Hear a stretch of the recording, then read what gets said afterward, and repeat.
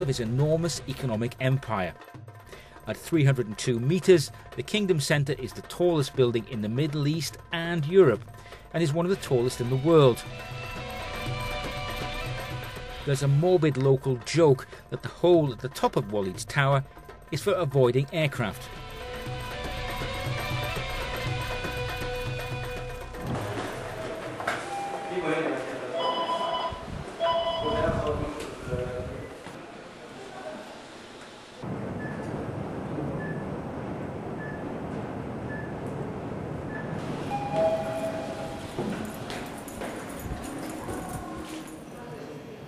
The 66th floor is Prince Walid bin Talal's global headquarters. Here, women work and walk about freely without abayas. They have prime positions and make up nearly 50% of the executive staff working for the Prince.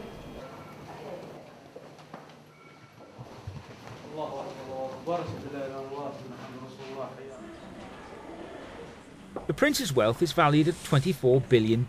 That's about the same as the GDP of Bolivia.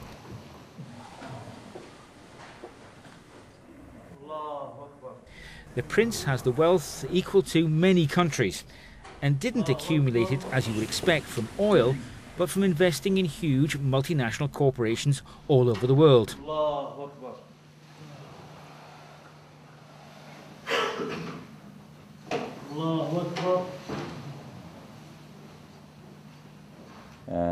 We are a diversified company, and we are based in Saudi Arabia. And our portfolio covers many countries in the world, actually more than 120 countries in the 5 continents. And we are involved in more than 1,000 companies, and with the subsidiaries, it could reach 3,000–4,000 companies. And all these companies are big and performing very well. As for the size of the wealth, I think this is pretty much circulated in the market, so I'm sure you know it. It's 24 billion? They say so. Some people call it luck. I don't like the word luck, no, I don't like it.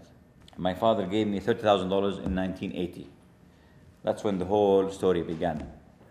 And after that, a lot of events took place in the last 25 years until we have reached, or until we were blessed by what we are blessed with right now.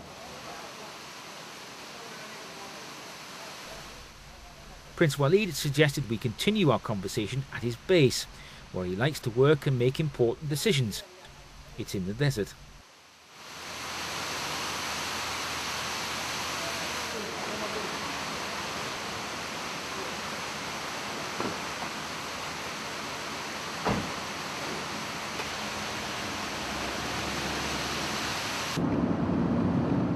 All of the cars in the convoy are armoured and have satellite location systems.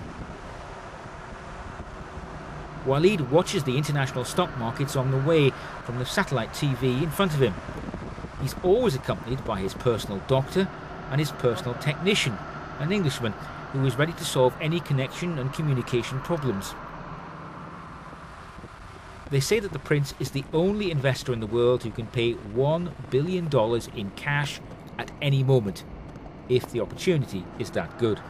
We are always ready to invest in areas and that potentially could be more than $1 billion.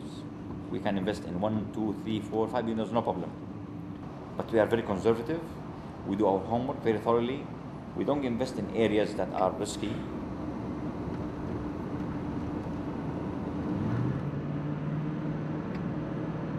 This is what Prince Walid means when he says base.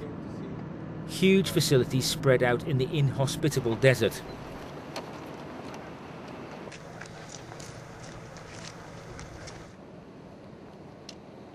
Gigantic tents and containers offer all the comforts, along with the last word in technology. Satellite communications and direct connections with all the stock markets in the world. Stock progress is constantly projected over hundreds of monitors, which are everywhere. Prince Walid could also be called Mr. Citibank. This was the move that made his name internationally renowned. When the largest American bank began to fall to pieces in the early 1990s, and no one believed it would make it, a Saudi prince appeared out of nowhere. Walid invested $590 million in it. The bank was saved, and within a decade, Walid saw his money multiply 18 times over.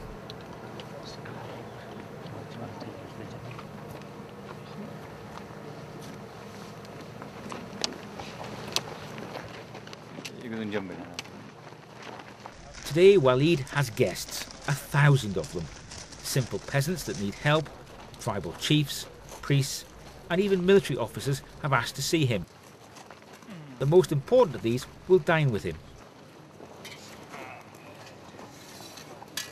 It's very important to keep the culture. And here in Saudi Arabia, we have a very important culture, Islamic culture. And this culture has been there since more than 1,400 years.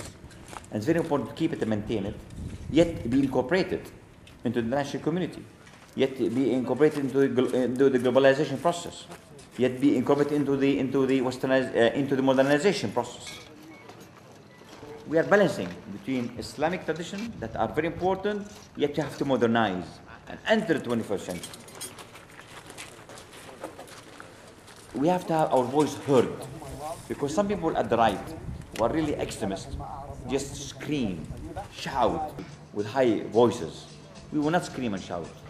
We will fight them with reason and logic.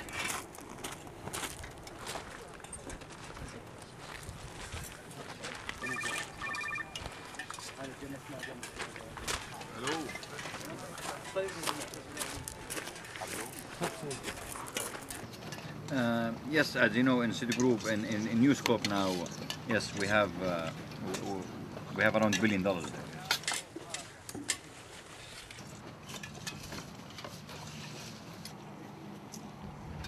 We have now 6 channels. We have 7 channels. Big part of our wealth last year was increased because our investment in Middle East, Far East, and Africa, industrial projects, entertainment and media, hospitality and hotels, banking through our bank called Sample for the last 5 years.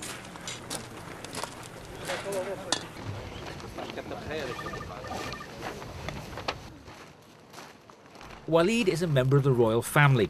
His father, the brother of the present king, was the black sheep of the Saud. He had socialist ideas and spoke in favour of democracy. He was punished with exile and lived for a period in Egypt. He could never have imagined that his son would accomplish such power, greater even than prescribed by his birthright.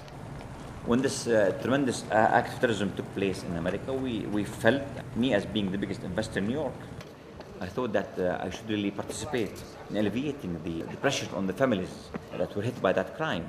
And Mr. Giuliani, the mayor of New York at that time, established a fund. We approached him, we talked to him directly, and we told him of our willingness and wish to come to New York to contribute to that fund with $10 million contribution. And he accepted that, he welcomed us, and he met us personally. And the contribution was accepted. And the check was taken from us. Simultaneously with that, we issued a press release telling the United States, we are friends. I am publicly saying I'm your friend. In a period where it's very difficult for someone to come publicly say I'm friend of the United States. As your friend, I'm telling you, you have to begin changing your strategies and policies in the Middle East. It's just not right to have this double standard, with Israel and Palestinians. Mr. Giuliani did not like the statement, and he told me, as a condition of accepting the contribution, you have to retract my statement. I say, I never retract the statement, ever. So he gave back the check, we took back the check, and we just took it and gave it back to other charitable entities.